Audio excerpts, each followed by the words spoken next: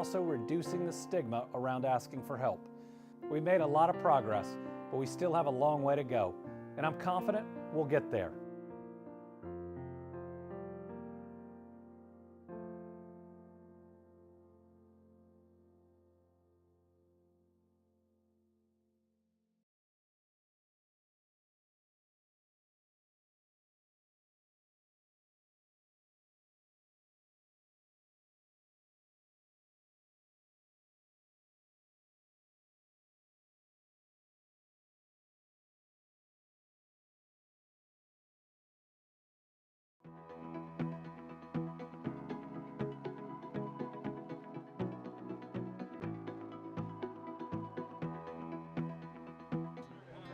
Tourism is essential to Kentucky. It's an industry filled with amazing leaders. It's an industry that brings joy to families across the world and across Kentucky, including my own. But it also brings good jobs. It boosts our economy, and it supports our local communities. We're not looking at the same Kentucky anymore. Thanks to the work of everyone here, we're welcoming people to our new Kentucky home, one filled with opportunity and prosperity. Kentucky is on that biggest economic winning streak we've ever been on. And today, we get to announce that the numbers are in, and 2023 was officially the best year in Kentucky's history for tourism's economic impact.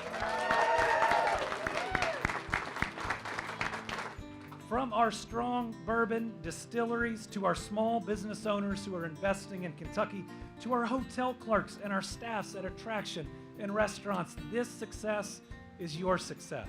Y'all are the people welcoming these travelers into our state, and you are helping them create unforgettable memories and keep them coming back to the Commonwealth. So I want to say thank you.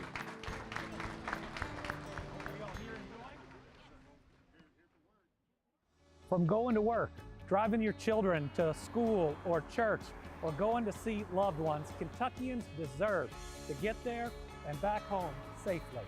This monumental project, four-laning the Mountain Parkway, a decades-old project that some said was impossible, but we're getting the job done.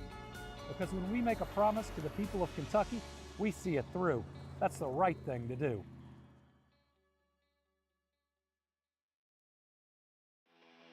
What we're doing here is making intra-generational change. Change that will reverberate through the decades. At the end of the day, I think that's why all of us in government do these jobs. We want to look back and say we changed our community. We created more opportunity for every single family that's out there, regardless of their politics, regardless of where they live. We have a chance to do special things, to push out all that noise and to say, how fast can we sprint forward together? How can we think about things differently to provide for our people? How we can bring more prosperity that our families will see for decades to come. So let's keep after it. Let's not rest for a minute and make sure that everybody is a part of the prosperity to come.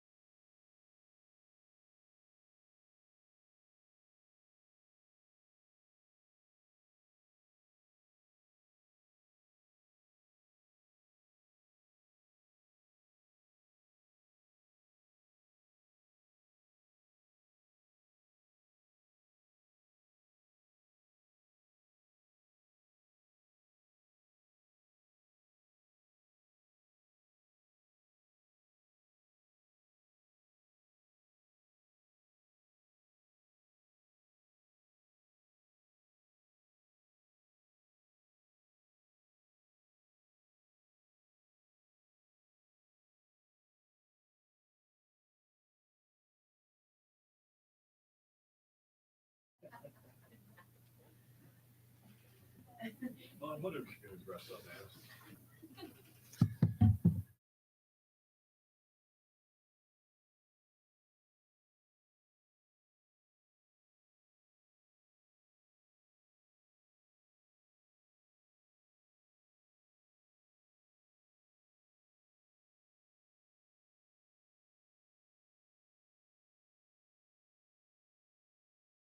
Yes, I'm going to mention that right at the top.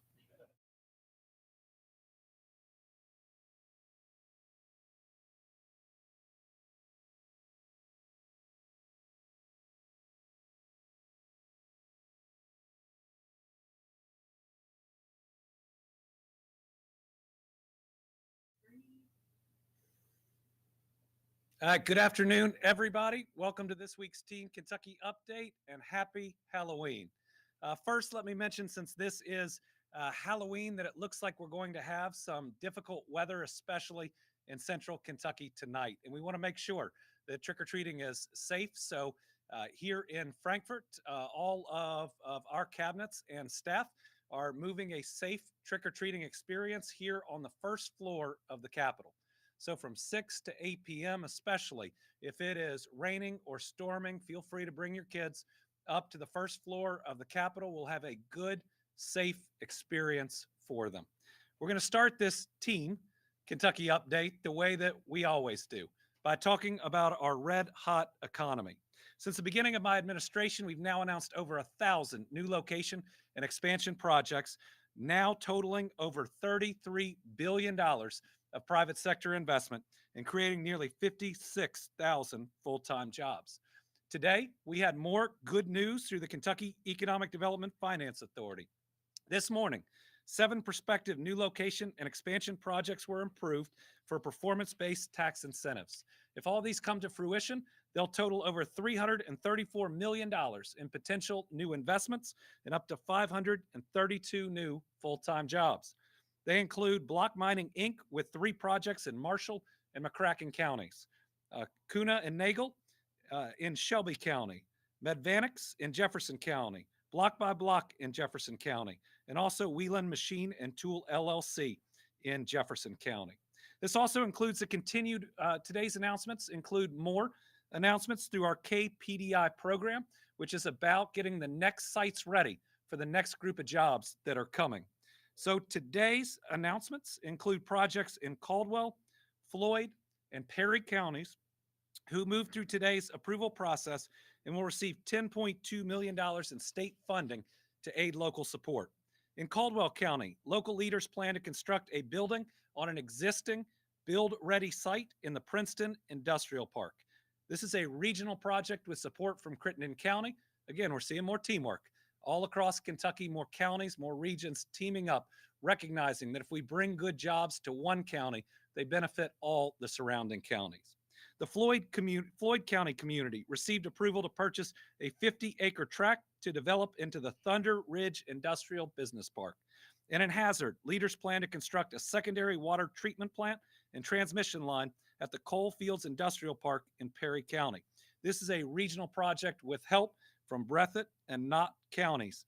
I'm thrilled to see these investments continue across the Commonwealth. We also had some important announcements and milestones earlier this month. Last Thursday, we highlighted further growth in our healthcare industry as HealthTracks RX, a provider of infectious disease laboratory services, announced plans to locate a new facility in Louisville. The project is creating 230 quality full-time jobs with a $45.5 million investment.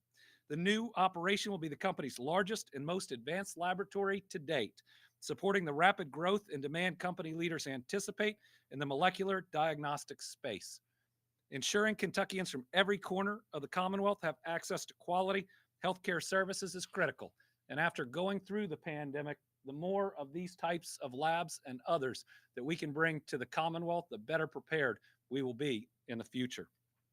We also saw continued growth in our manufacturing sector as RidgeNet Network Group announced plans to expand its Pulaski County presence with a $1.2 million expansion that will create 20 additional full-time jobs. RidgeNet is a manufacturer of equipment for emergency vehicles and other components used by law enforcement, fire, and EMS. The company serves as one of the largest upfitting and public safety companies in the United States, building over 1,000 vehicles per year for use in this country. The company fits existing vehicles with advanced equipment such as lighting, sirens, prisoner transport computers, evidence collection system, and two-way radio communication systems. Our economy continues to see tremendous momentum, and manufacturers like RidgeNet Network Growth are playing a specific and important role. Also, I had the opportunity to join one of Kentucky's largest distributors, DHL Express, in announcing the groundbreaking of the company's new state-of-the-art aviation maintenance facility in northern Kentucky. This is an enormous project when you look at its scale. It's a $292 million investment. It's creating 300 new full-time jobs. It is a major expansion of CVG at this airport. Remember, CVG is on our side of the river. People try to call it the Cincinnati Airport. It is the Northern Kentucky Airport, as CVG stands for Covington.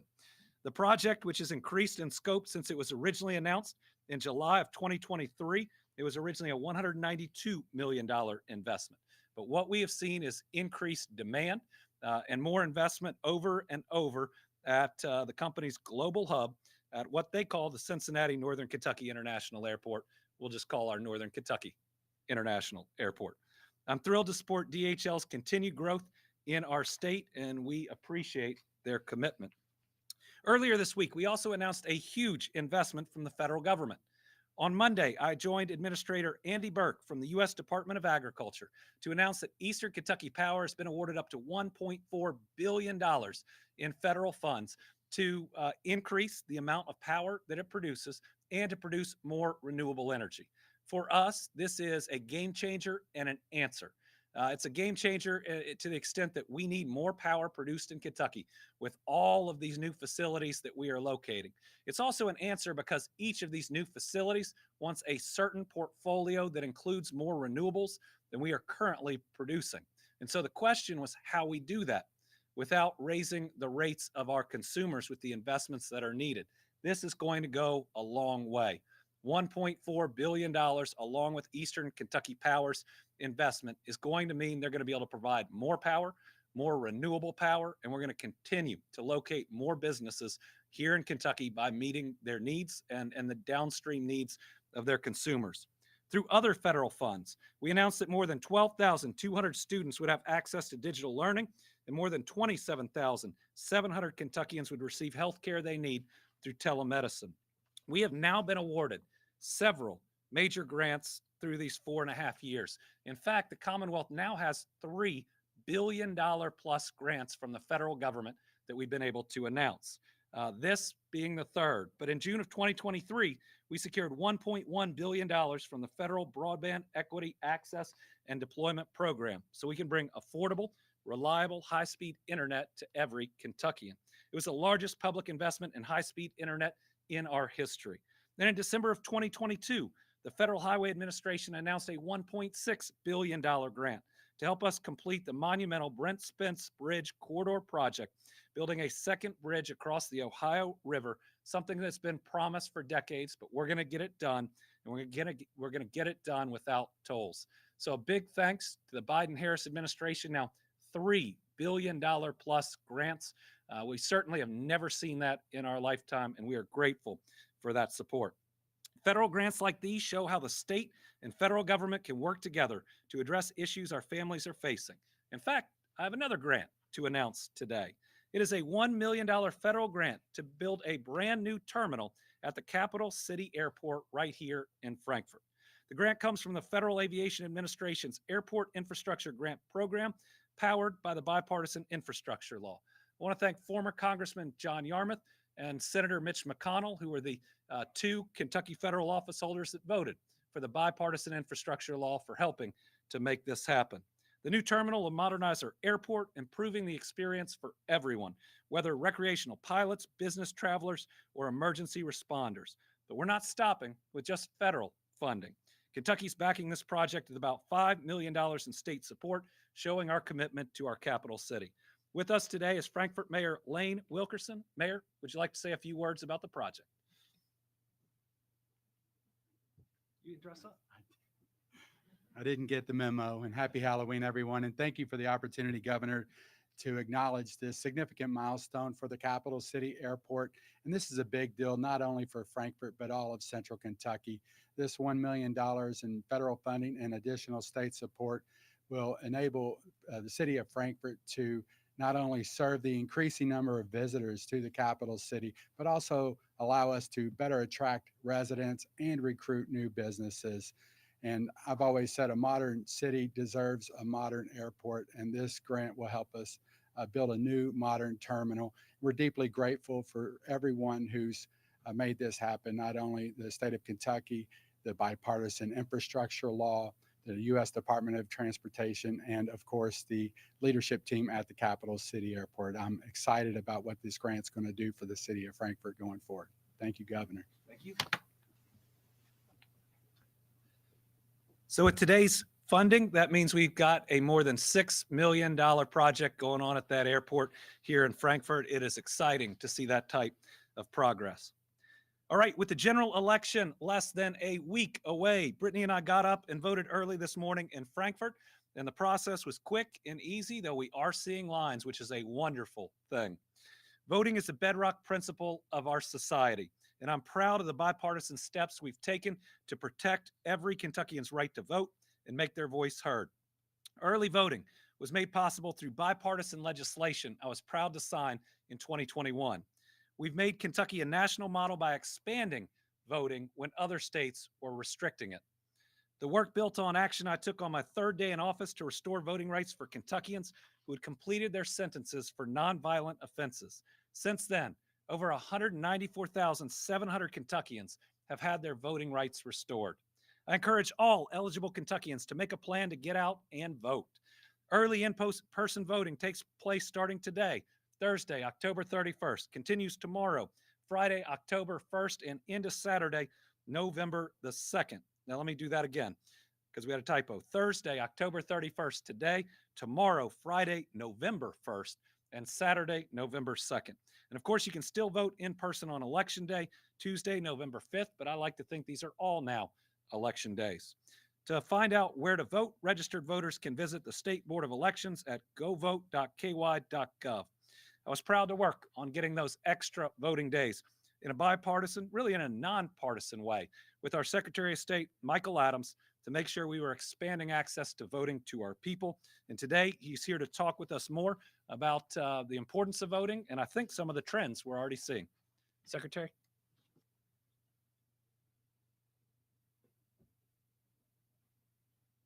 Thank you, Governor. And let me thank you personally, Governor, as well for voting early. You always set a good example by showing up on the first day of voting. I do the same thing. There's nothing partisan or ideological about the day you pick to go vote. Just go vote.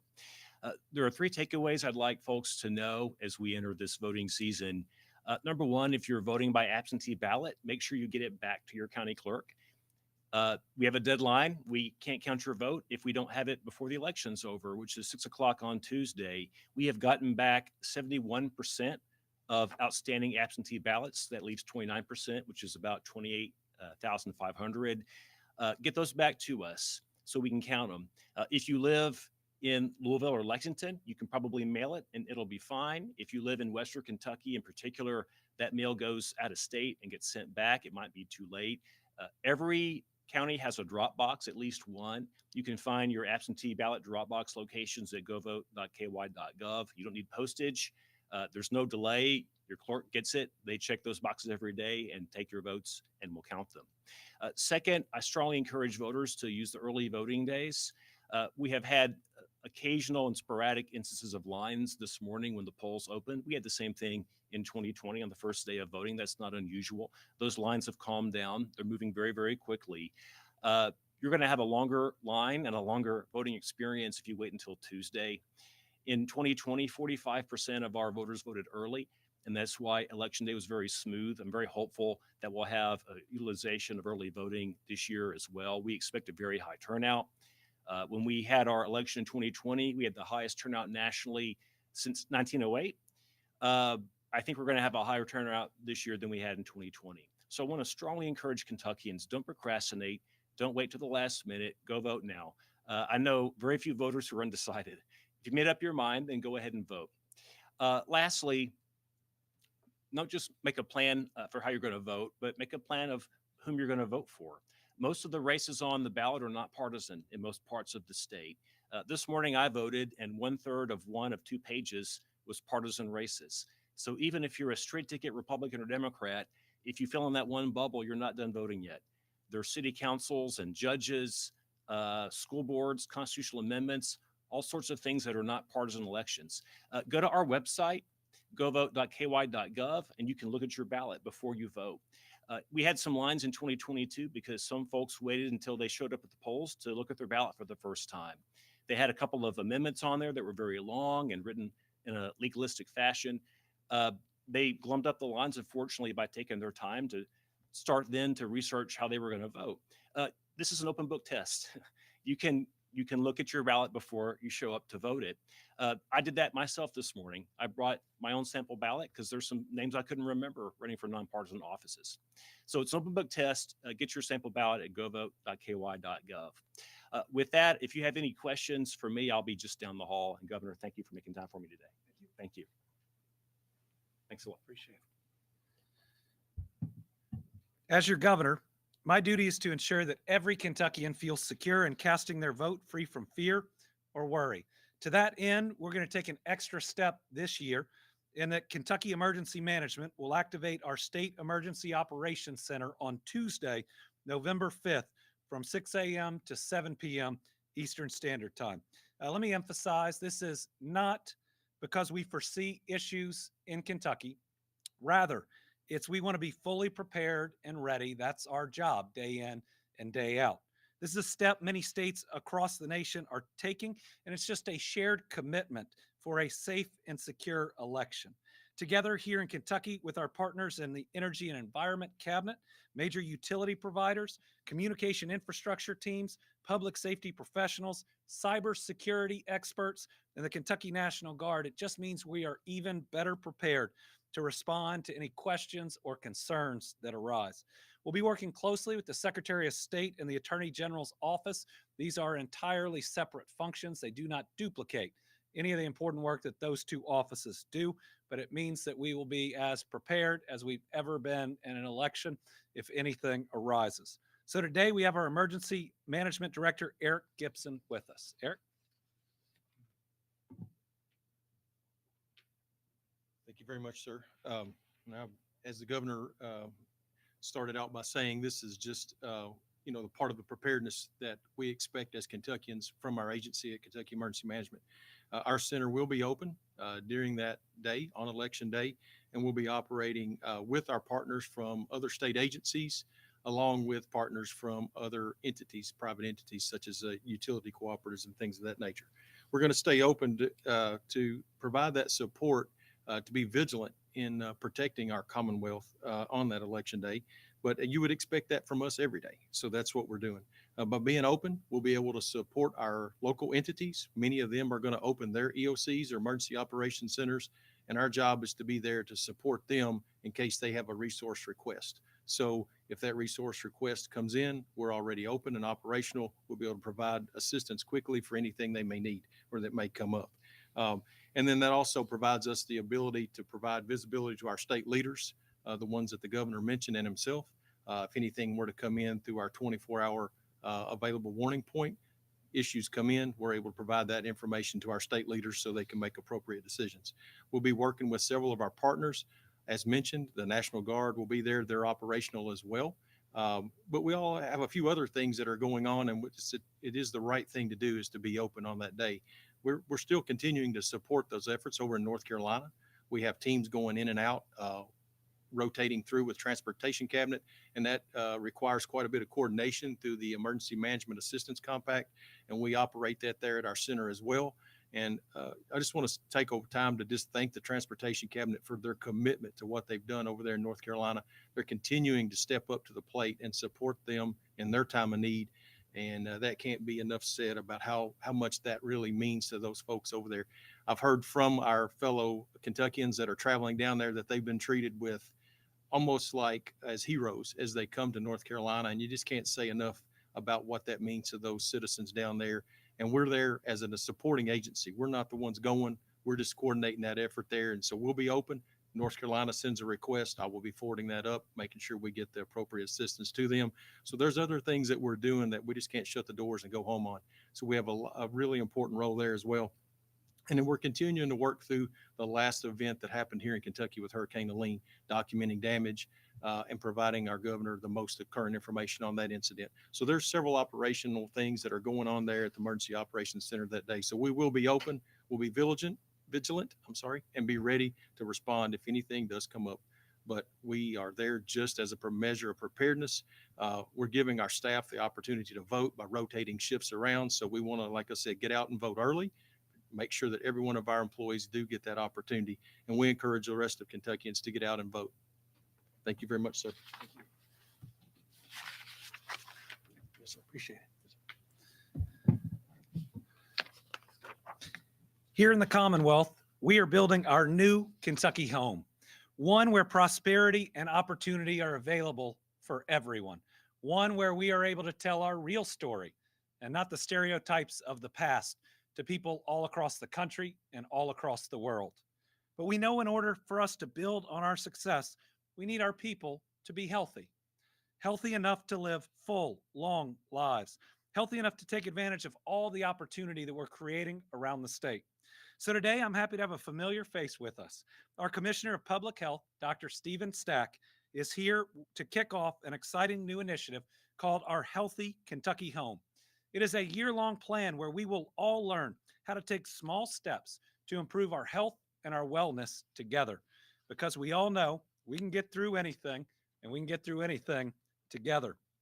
I wish we had our friend Virginia here at this reunion, but I know she's cheering us on, and she'd be really proud of this initiative. I'll let Dr. Stack take it from here to talk a little bit more about our Healthy Kentucky Home. Thank you, Governor. And good afternoon, Team Kentucky. Today's message is a positive and uplifting one for a change. Through small and sustainable steps, we can improve our health and wellness. And by doing this together, we can ensure all Kentuckians can enjoy healthy, happy, fulfilling lives. If I could have the next slide, please. To begin, it's helpful to establish where we are today. Survey data from 2022 shows that among Kentuckians, 38% are obese, 26% do not engage in exercise outside of work, 45% eat less than one fruit per day, and another 20% eat less than one vegetable per day. On top of this, 17% of adults smoke cigarettes. Taken together, these behaviors increase blood pressure, increase obesity, diabetes, cardiovascular disease, cancer, and other illnesses that diminish the quality of and shorten the length of our lives. Too often, taking action to improve these things feels like we're standing at the bottom of Mount Everest, looking up more than 5 miles high. The task appears so insurmountable that we effectively give up before we begin. There's great news about this, though. Small and simple actions, things each of us can do with a little planning and encouragement, can produce enormous benefits and improvements in our health. And the greatest gains are realized by those who start from doing nearly nothing to doing just something. Next slide, please. So the overarching year-long goals of the Our Healthy Kentucky Home campaign are to eat 2 servings of fresh fruits or vegetables daily, to exercise at least 30 minutes 3 times per week, and to engage with others and stay connected. Let's look at that a little more closely. So first of all, eat 2 servings of fruits or vegetables every day, 7 days a week. Pick any combination of fruits and vegetables, but plan ahead every week for every day. The goal here is to make it a normal part of our daily routine to ensure that none of us eats less than 2 servings of fruits and vegetables. Next, exercise at least 30 minutes 3 times per week. Technology has made us much more sedentary than our ancestors. Extended periods of sitting and physical activity elevate our blood pressure, elevate our blood sugar, and cause damage to our spines. Undoing this damage doesn't take much. In fact, walking for as little as 15 minutes after a meal or walking 5 minutes out of every hour in the day can have dramatically positive improvements in lowering our blood pressure and our blood sugar. Here, our year-long goal is to ensure that every Kentuckian actively plans to walk or at least otherwise exercise at least 30 minutes 3 times per week. And the final objective is to become more engaged and connected with others. And no, not on our phones. The U.S. Surgeon General published a report in 2023 about our nation's epidemic of isolation and loneliness. Despite all the time we spend on social media and other technology platforms, this directly contributes to stress, anxiety, and depression. We feel less connected and lonelier than ever, all of which diminish our health and happiness. To counteract these harms, our goal here is to ensure that all of us spend more in-person social and technology-free time with each other over the next 12 months.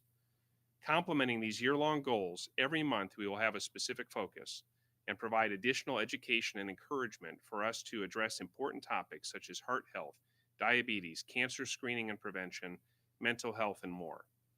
Each month, we'll talk about these topics and post new information on our campaign website. If I could have the final slide. Today is just the start.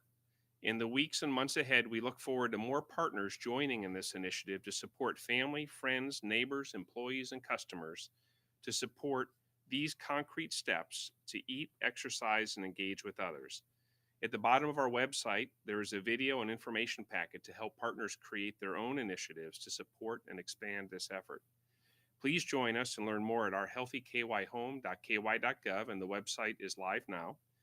And so, Team Kentucky, Governor Beshear and I invite you today to begin a year-long journey with us to improve our Commonwealth and fully achieve our Healthy Kentucky Home. So thank you very much.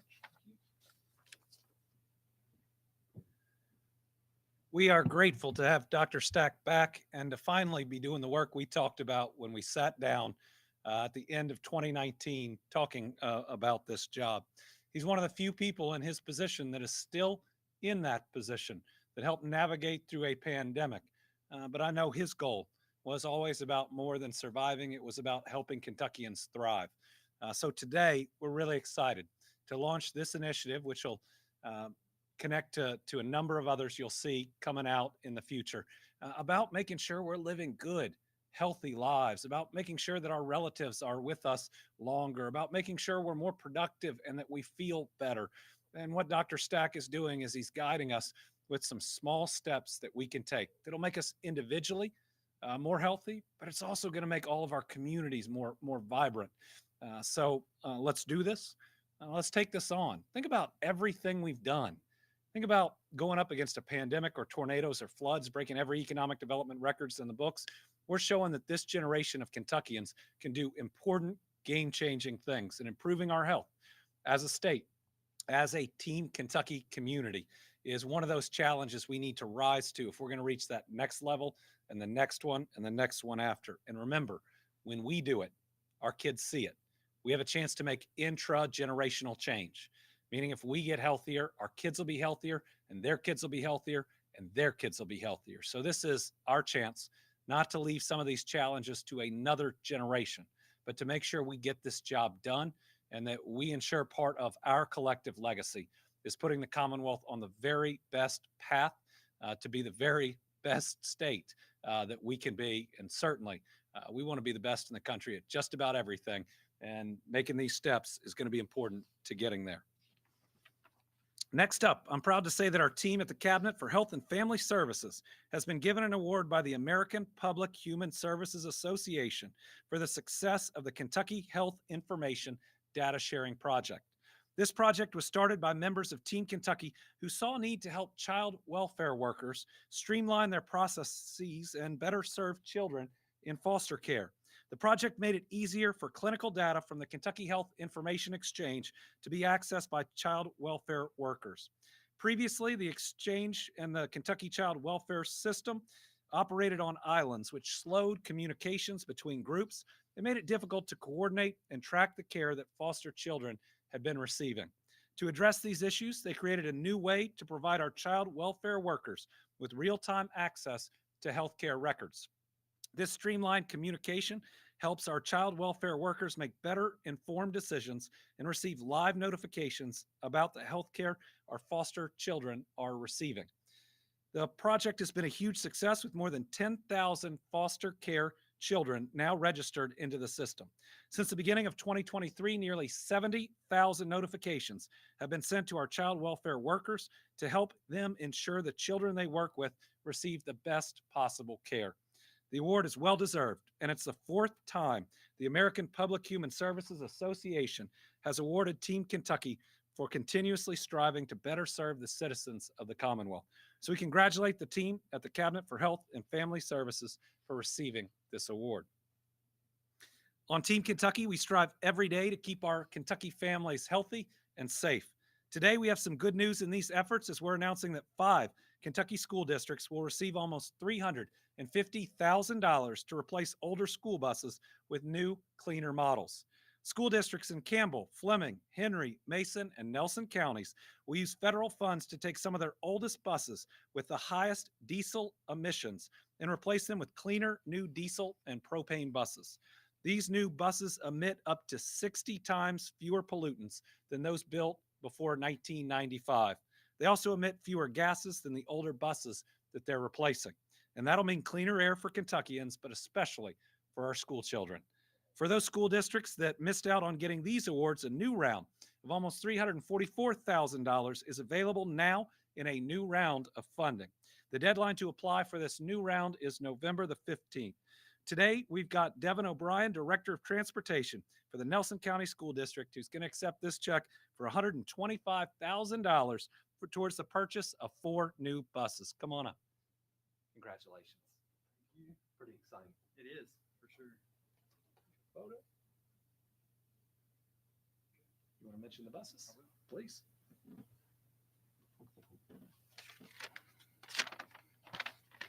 So good afternoon, everyone. I'm honored to stand here today on behalf of the Nelson County School District as we celebrate an important milestone in our commitment to providing cleaner, safer environment for our students and our community. We are thrilled to accept the Diesel Emissions Reduction Grant, which will enable us to replace our aging, less efficient school buses with modern, environmentally friendly alternatives. I would like to express our gratitude to Governor Beshear and the team at the Division for Air Quality for recognizing the need for investment in our public transportation and for providing us with this generous grant. Your support will not only help us reduce harmful emissions, but also enhance the safety and comfort of our students as they travel to and from school. This grant represents more than just a financial contribution. It embodies a shared vision for a sustainable future. By transitioning to cleaner buses, we are making a commitment to the health and well-being of our children and our community. Furthermore, this grant will save on fuel costs and maintenance over the long term, allowing us to redirect those savings into other vital areas of our educational system. It's an investment not only in our transportation and environment, but into the future of our students. I would also like to acknowledge the hard work of our staff who helped us study our fleet to identify the most harmful buses, apply for, and receive this grant.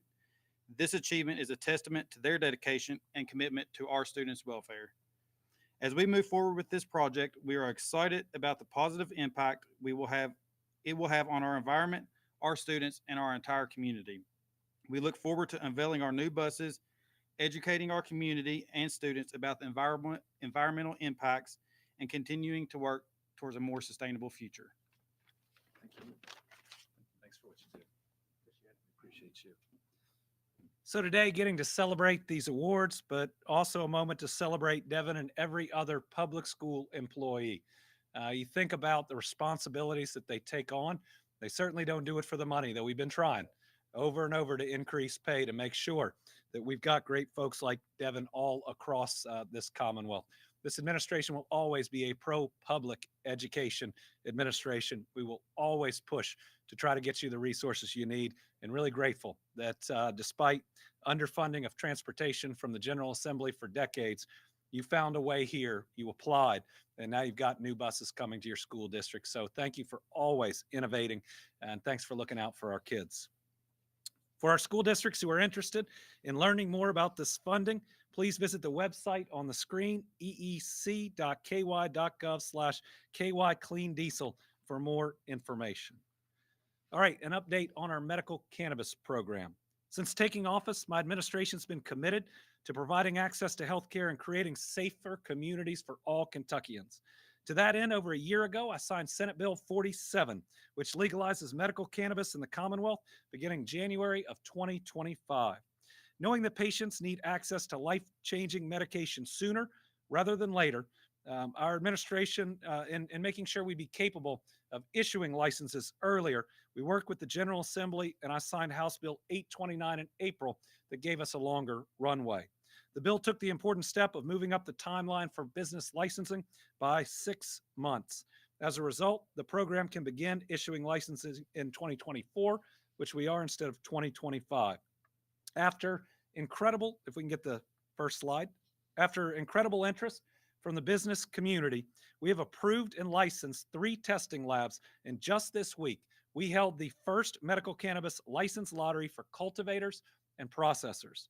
Through that process, which was the fairest and most transparent way to allocate limited licenses, we approved the following 25 businesses to be cultivators and processors. On the processor side, KYP LLC, Caldum Holdings, Limestone Processing, Hilltop Healing Invesco, Bijal Kentucky LLC, and AJ Alchemy Labs.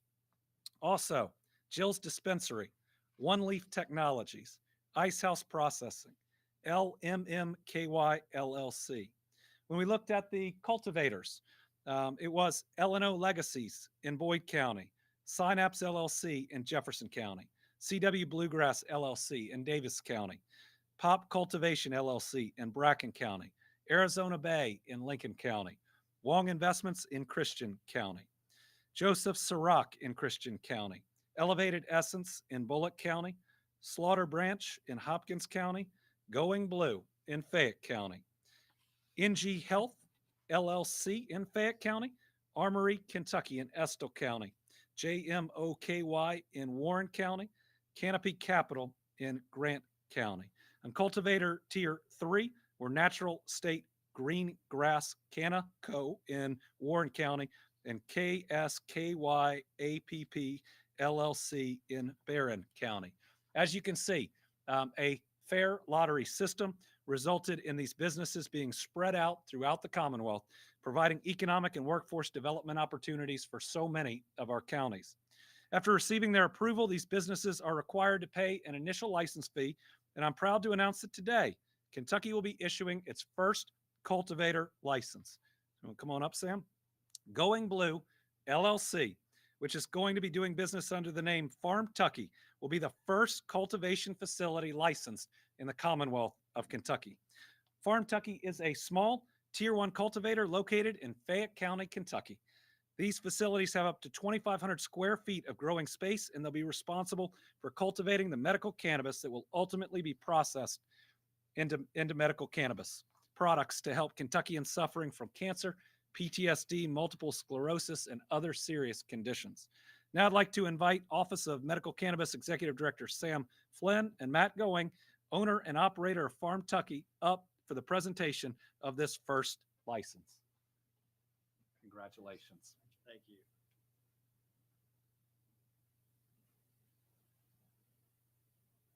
You say a few words for us? Yeah.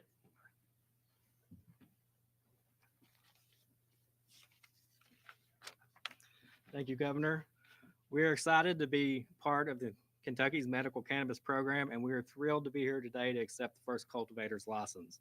I want to thank both the Governor and the Office of Medical Cannabis for your hard work and leadership on this program.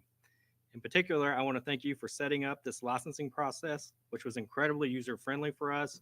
And I also want to thank the Office of Medical Cannabis for working with businesses like ours step by step as we navigated this process.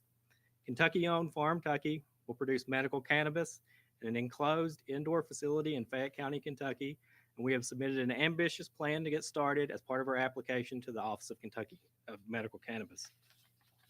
We intend to begin operation at the earliest possible date. Again, we are thrilled to be part of this program, and we look forward to working with the Governor and the Office of Medical Cannabis to ensure this program produces the highest quality products it can for Kentucky cardholders. Thank you, Governor. Thank you. Congratulations.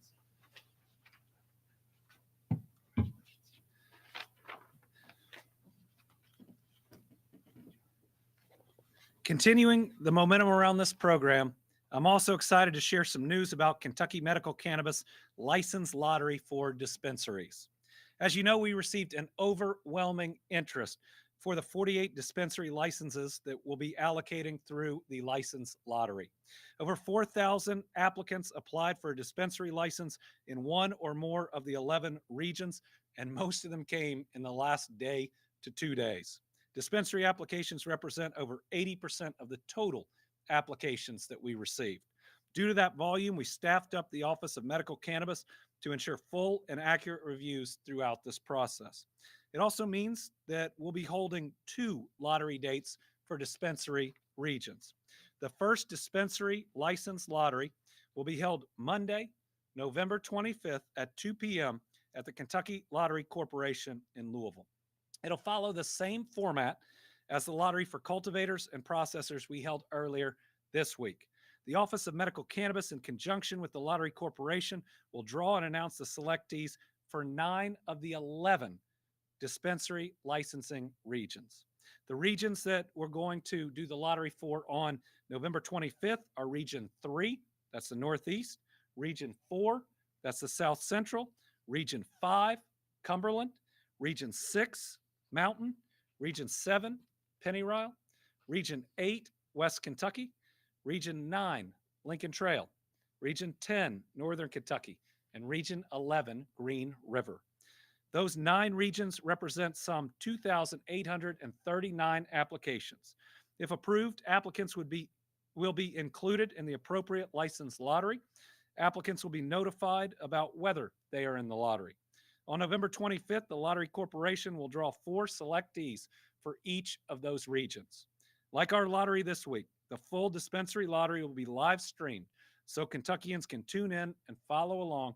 There is full transparency. People can see every single step along the way. I'm also pleased to announce the second and final dispensary lottery will be held on Monday, December 16th. 4 draws will occur then for the 2 regions entered in the December 16th dispensary lottery.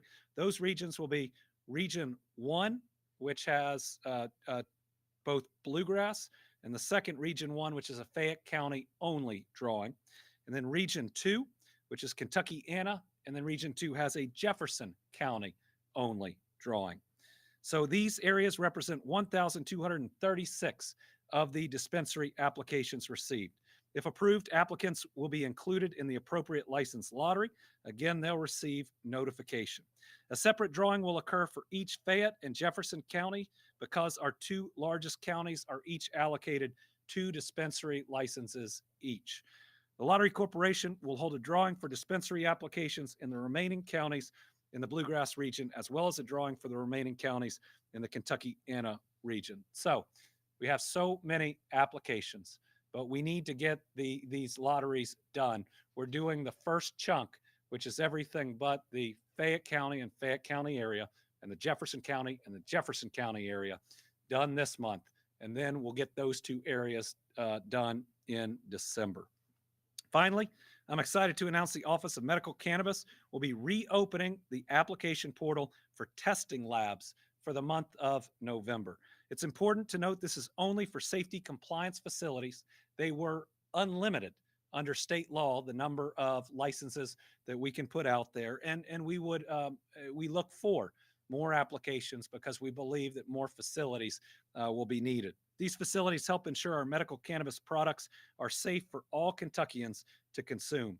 The office originally received 5 applications. We have licensed 3 of those. We value the testing component of the supply chain. We want to ensure robust testing throughout our market. Interested safety compliance facility applicants can apply through the online portal from November 1st, 2024 to November 30th, 2024. Again, these are some big steps that we've taken. Sam, did I miss anything? All right.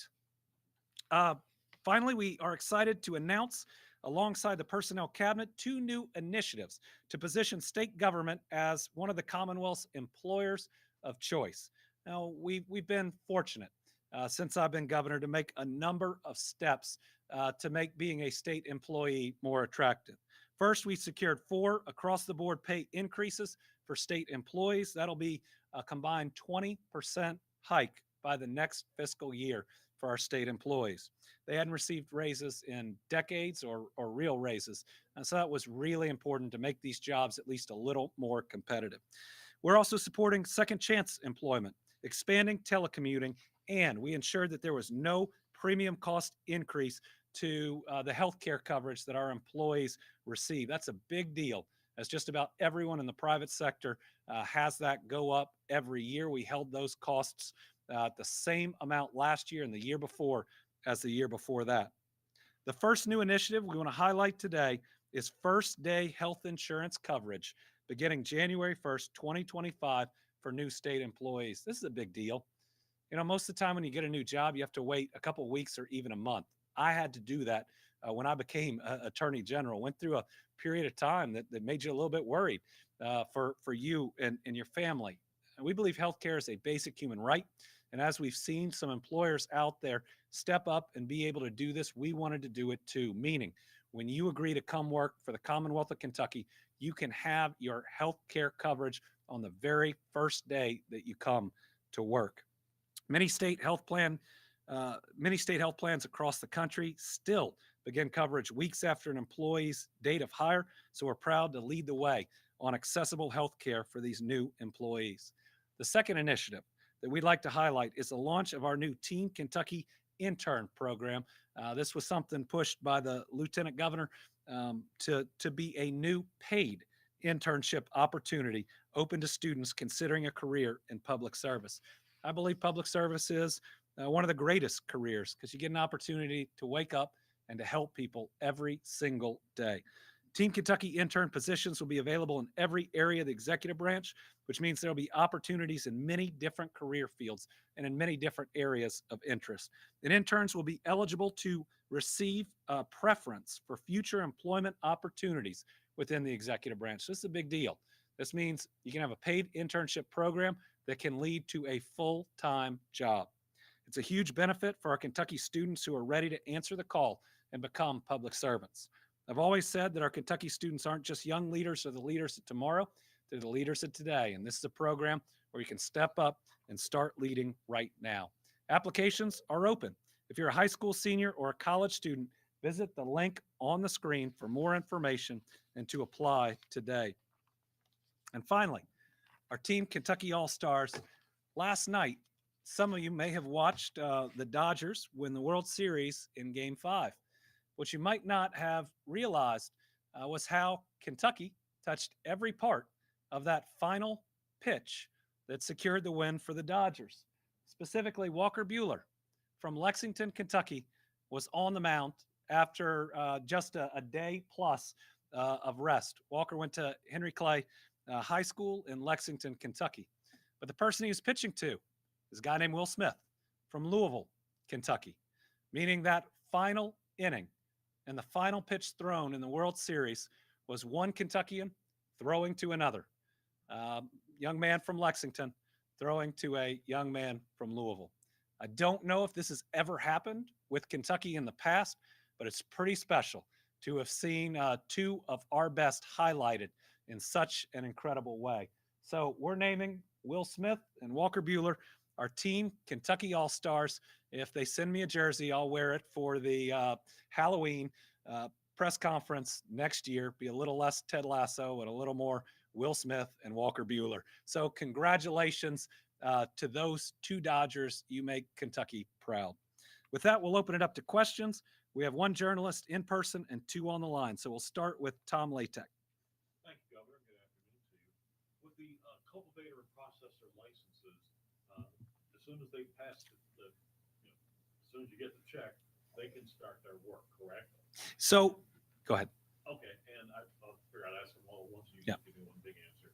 And will we still be able to get things underway and rolling by the first of the year? We believe that we will have a responsible medical cannabis program up and running early in the new year, as quickly as we can do it safely and securely.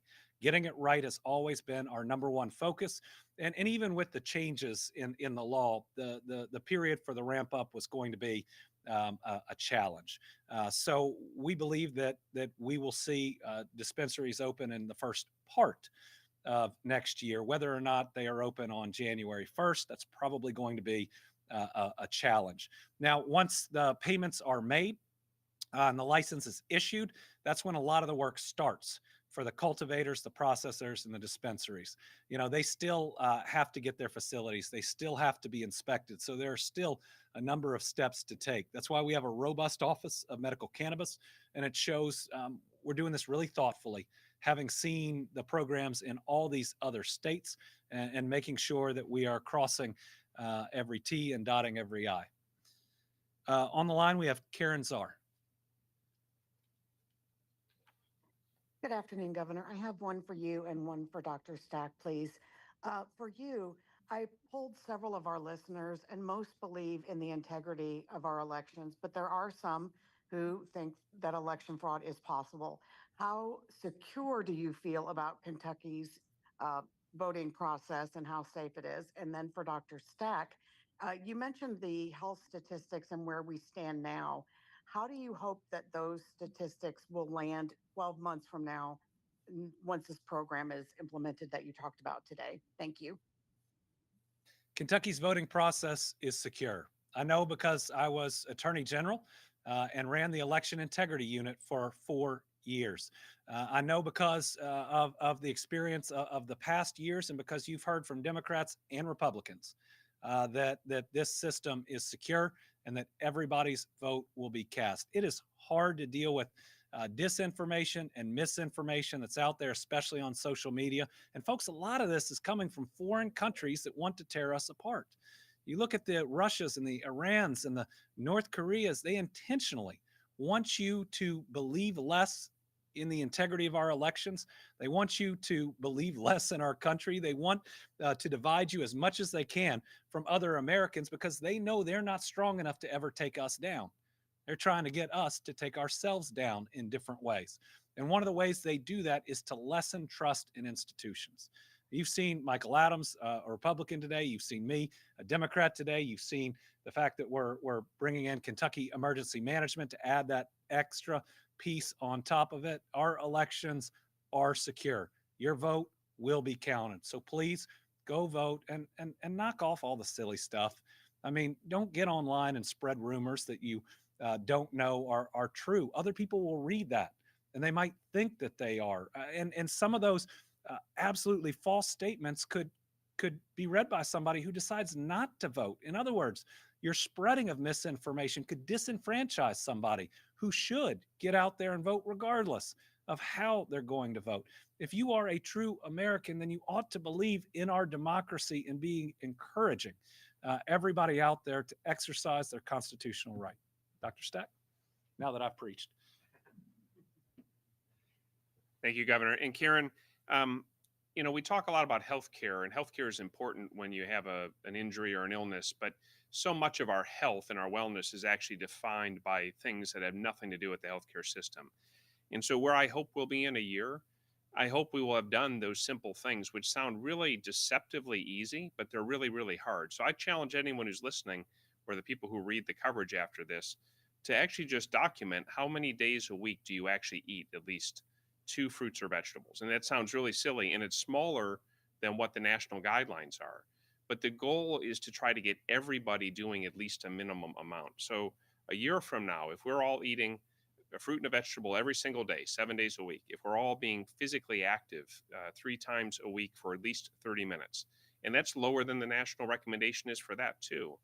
But if we're doing those things and we're doing them with other people, and this is really important, folks, we spend too much time on social media and technology yelling at strangers we've never met and being angry at people that we'll never see, instead of just going out in the neighborhood and saying hi to your neighbors and smiling at people with their cute dogs and talking to them about their kids in school and in college and things like that. So we need to spend more time being social with each other that's unplugged from all the technology and just human quality interaction. And so Karen, a year from now, if we're doing those simple things up there, if we drill that in all year long and we really support each other and partners help to promote this in other ways, I think that we would look a couple years down the road after that, and I think we will see things like obesity declining and some measures of improvement in hypertension and diabetes.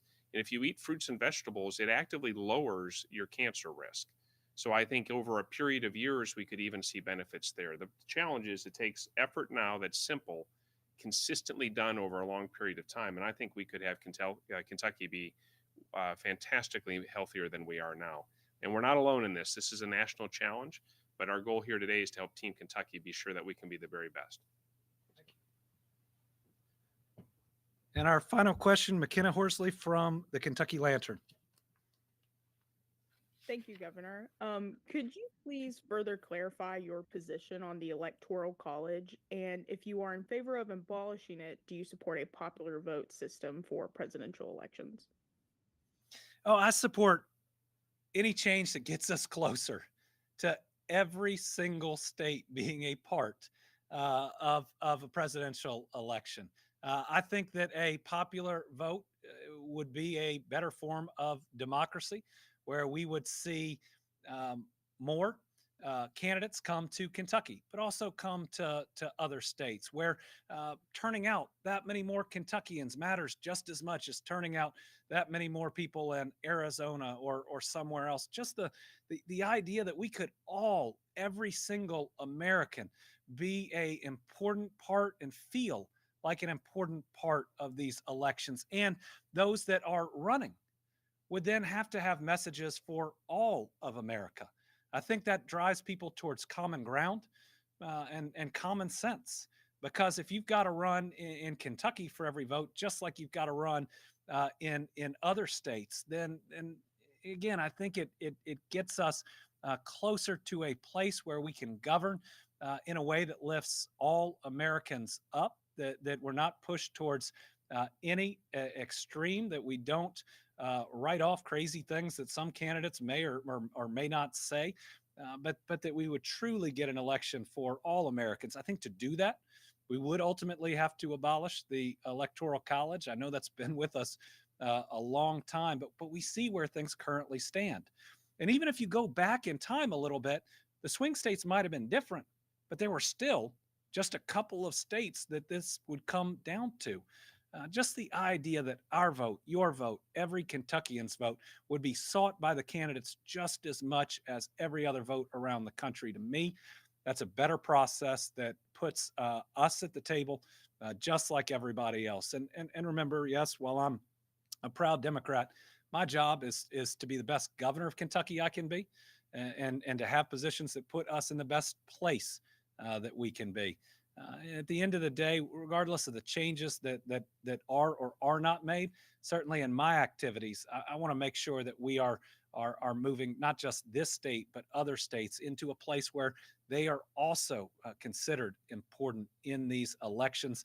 That we have a seat at the table nationally.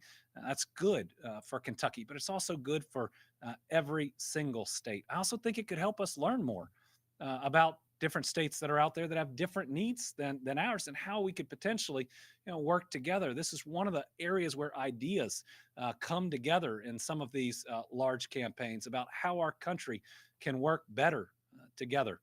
So certainly I don't think that the Electoral College will be dissolved anytime soon, but certainly a popular vote would be beneficial to Kentuckians, making sure that every single Kentucky voter felt like their vote for the presidency mattered. All right. Thank you all very much. We'll see you next week.